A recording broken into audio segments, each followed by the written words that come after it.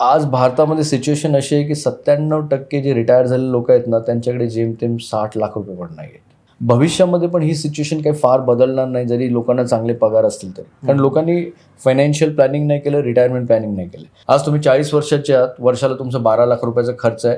हा 12 लाखाचा खर्च तुम्ही तुमच्या ऍक्टिव्ह इन्कममधून दर वर्षाला भागवताय, कारण तुम्ही कमवताय. पण कधी हा विचार केलाय की हे 12 लाख रुपये तुम्ही ज्यावेळेस 60व्या वर्षी अजून 20 वर्षांनी होणार, तर 12 लाख रुपयाचे किती होतील? जर इन्फ्लेशनला मी 7% ऍड केलं 7%, तर 12 लाखाचे 46 ते 50 लाख रुपये पहिल्या वर्षीचा खर्च. 1 लाख रुपये महिन्याचं आयुष्य जगायचं आहे, तर तुम्हाला 4.5 ते 5 लाख रुपये महिन्याला लागतील 60व्या वर्षी. त्याच्यानंतर तुम्ही म्हणता की मी 85 वर्षापर्यंत माझ्या रिटायरमेंटमध्ये राहणार, 30 वर्षापर्यंत राहणार, तर बेअर मिनिमम 6.5 कोटी तर तुम्हाला रिटायरमेंटसाठी लागतील. आज 40व्या वर्षी तुम्हाला हे रिअलाइज झालंय, तर तुम्ही 25,000 दर महिन्याला इन्व्हेस्ट करून पण 6.5 कोटी अचीव्ह करू शकता.